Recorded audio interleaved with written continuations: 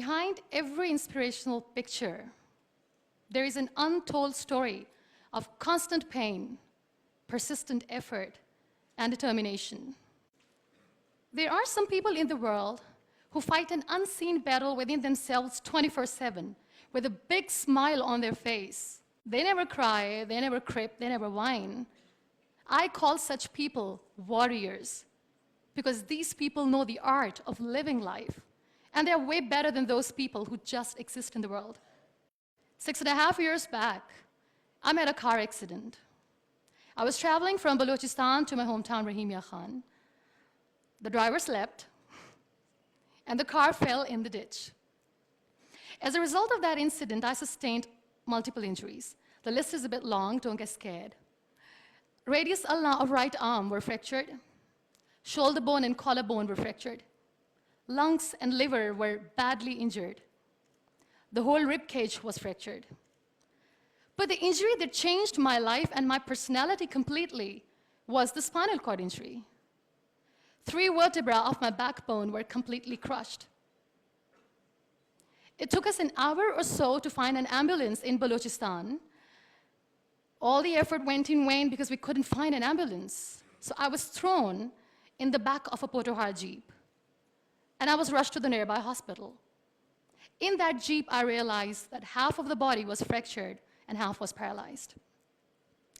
We were rushed to the nearby hospital. There we came to know there was no first aid. I was kicked out. Then I went to another hospital in my hometown where doctors said, "Take her away, we cannot operate her." And I was like, "Why?" And they were like, "We don't have equipment, you will die someday, you go." I was kicked out again. But I finally ended up in a comparatively better hospital in Karachi. Luckily, I wasn't kicked out. Probably that's why I'm alive. So I stayed in that hospital for 2.5 months. I underwent 3 major, 2 minor surgeries. The doctors have put a lot of metal in my arm, a lot of metal in my backbone. So I feel more like an iron lady now. But those 2.5 months that I spent in the hospital were dreadful. I was in severe pain, both physically and psychologically. Many people left. Very close ones. The ones who were supposed to stay with me were the ones who left me when I needed them the most. I was devastated.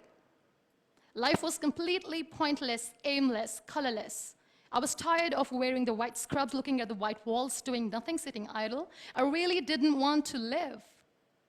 But then I realized that instead of crying for the people who were not meant to be with me, and for the legs which I have lost, I have people around me who want to see me alive.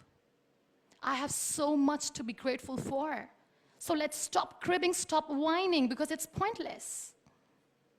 The best decision that I took in my entire life was the painting that I made in the hospital with a deformed hand.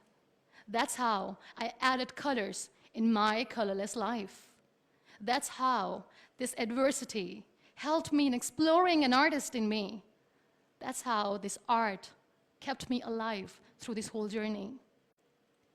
Then I was moved to Islamabad. I stayed in my room on the bed, confined for 2 years, because I developed multiple pressure ulcers and a variety of infections and allergies.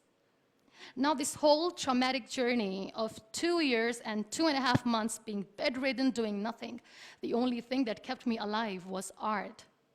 What a beautiful medium art is, that without uttering a single word, you express yourself. What a beautiful escape it was. But the day I sat on the wheelchair for the first time, I was a completely different person. I still remember that I looked at myself in the mirror and I said, "You cannot wait for a miracle to come and make you walk. You cannot wait for the stem cell treatment because it's very expensive. You cannot wait and sit in the corner of the room crying and begging for mercy because people don't have time." So the only thing that I could do was to accept myself the way I was. The sooner, the better. That's what I did. I really wanted to make myself financially strong. Let's become professional.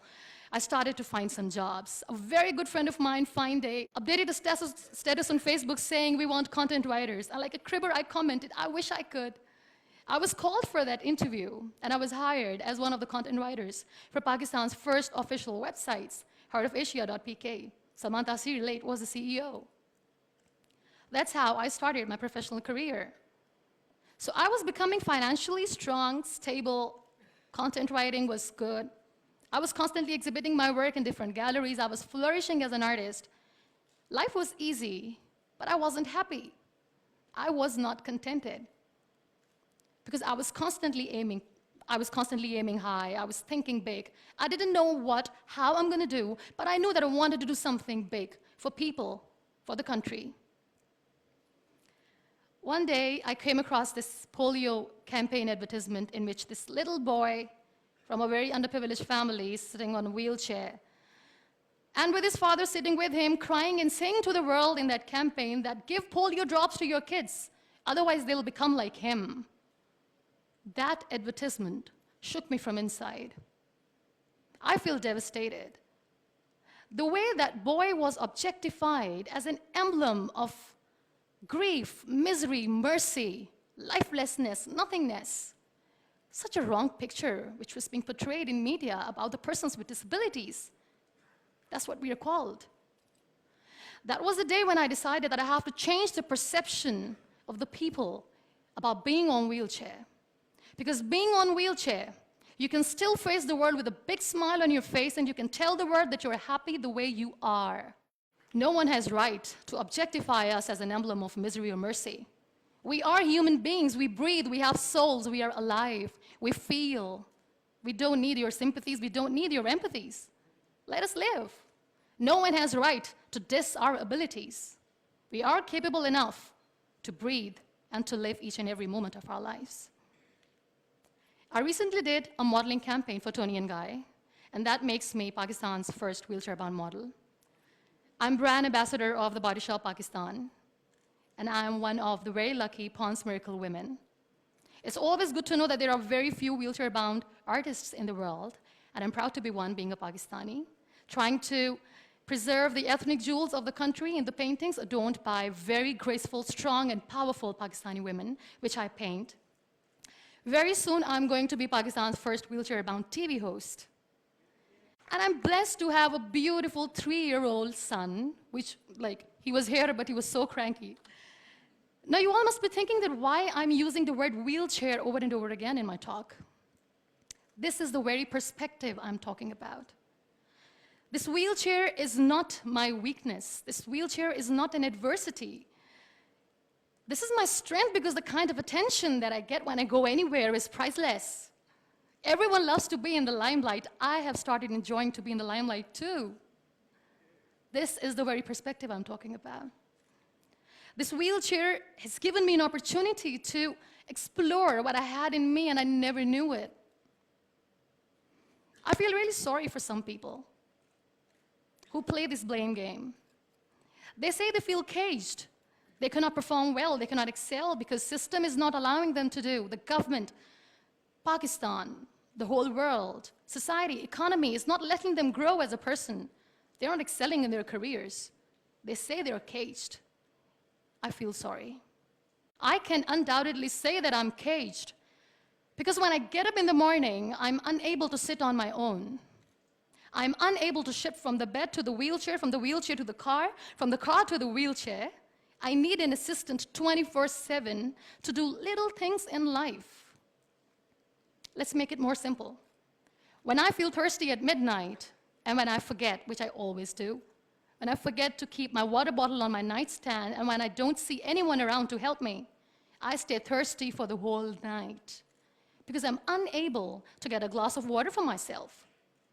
I can undoubtedly say that I'm caged by my body, but my mind is free, and so is my soul, and so is my spirit. I can still dream big. I can still think big. I can still aim high. I can still aspire to inspire.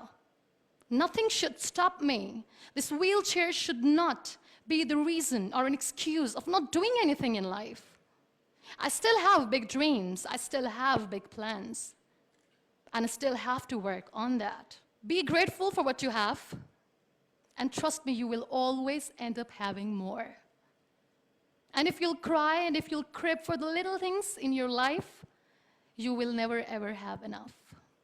You want to excel, you want to grow, you want to be powerful and passionate and great professionals, learn the art of converting your adversities into opportunities. The moment you're going to learn it, sky's the limit. So be grateful, be happy, be alive, and don't let anyone diss your abilities. Thank you.